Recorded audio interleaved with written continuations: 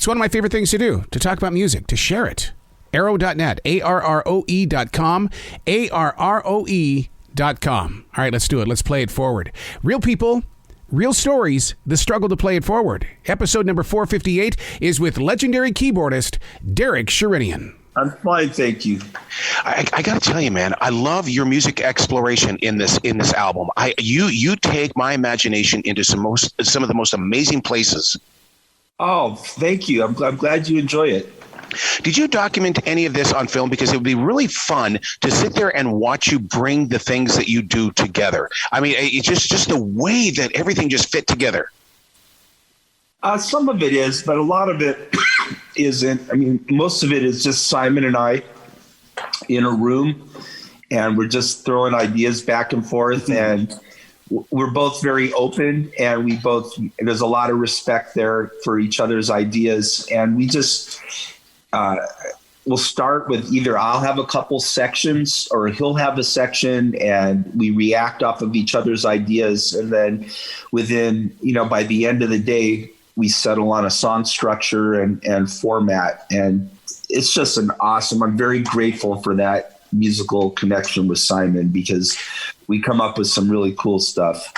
Yeah, this is not an overnight thing. I mean, you and Simon have been together for a long time, and we've been the receivers of your guys' art. Yeah, we're going on like 20 years now. Our first record we did was in 2000 called Inertia.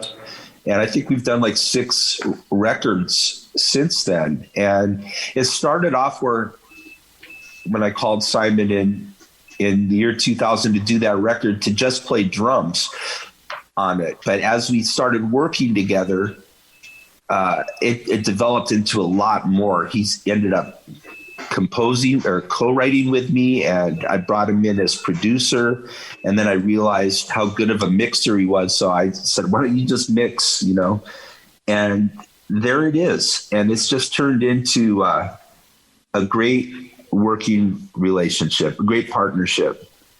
I love the way you guys play out the songs, The Scorpion, and in the way that I feel some jazz, I feel some funk. You give me, so many different emotional changes and stuff like that, but it's almost like you knew who we were on this side of the speaker. Yeah, to me, honestly, people like throwing genres around and different things. I'm so,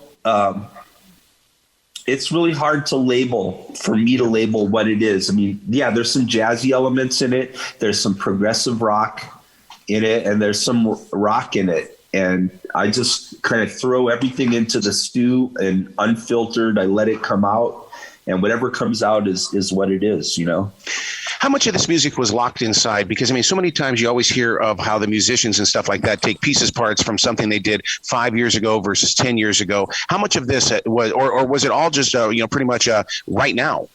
No, there's one song on here that is a classic riff that I wrote years ago, the song Firehorse, and I revamped it. I took the good parts from it and then revamped it with Nuno. And so that's the only one. Everything else is new ideas. Well, I love the way that you have kept the door wide open for other artists to come in and collaborate with you. I mean, look at what you did with Key Lime. Not only did you have Joe Bonamassa, but come on, Steve Lukather. I know that's pretty. A lot of people think it's overkill, but no. The bottom line is, those guys are my friends, and they've played on my albums. Lukather has played on 5 albums. This is Joe's 3rd album that he's played on, and they're always welcome to participate, and everyone is very busy with their careers. And so I'm grateful when they make time to play on my little records, but they keep coming back, and I love it. And Joe and Lukather came up to Ojai, where Simon and I were recording. They drove up from LA, and wow.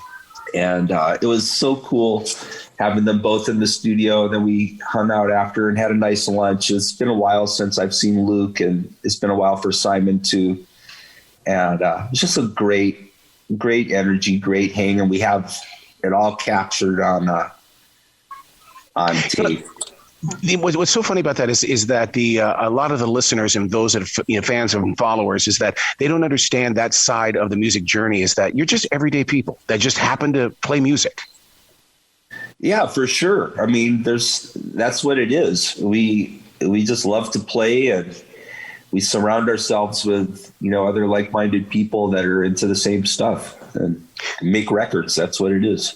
Well, the full album is called The Vortex. It's a solo album. For you to relinquish it, I mean, is that a tough thing, or is it one of those things? I mean, does an alarm go off in your head saying, okay, this is it, we got to let it go now? Yeah, at some point, there's deadlines, and you can only polish it so much, and at some point you have to just let it go to the world. I've been with Michael Schenker. That man's imagination is always on fire. So to be in the studio with him, come on now. Well, I wasn't in the studio with him. He recorded. He lives in Brighton, England. Yeah, and so logistically, I didn't get a chance because when we were recording this, all the COVID restrictions were going on, so it was impossible to. I would have loved to have flown out there and been there when he was recording, but it was impossible. But no, he was fantastic. Michael asked me to play on his Immortal album in 2020, and that was a blast. And he was really happy with what I played. So after I turned in my tracks, his manager called me and said, "Michael loves your playing and fantastic. And how much money do we owe you? How much do we owe you?" I go, "Come on, man. I can't charge Michael Schenker anything. If he wants to play on my next record, then that would be great." And he goes, "Done, done deal." So I wrote the song Die Cobra, and I wanted to write it to honor Michael, like the ultimate Michael instrumental. And so I think we did a really great job. Simon Phillips on drums. Simon was on the first MSG album in 1980, and that was the first time I ever heard of Simon. So to have both of those two on a track is special to me. So often, and music history has done this to us, that we get to see the greats on the guitar, do their thing. But I mean, for someone on keys like you're doing with the Vortex, is like, to me, I can't wait to find out how it's going to inspire new pianists. Oh, I hope so. I mean, it's a way you can really gauge it. Is like, you go on YouTube, you could see a lot of young musicians are covering my music, but not only keyboard players, like guitar players are learning my licks, and bass player. I mean, it's like, it's pretty flattering. I'm pretty happy about that. Wow. Derek, you got to come back to this show anytime in the future, man. You guys have got stories that people need to know. There's no inside sleeve of an album anymore. And it's your vocals that really, bring people to the music. Oh, cool. I appreciate you having me on, and I'd love to come on again. You bet. You be brilliant today. Okay. All right. Thank you. You two have a great day.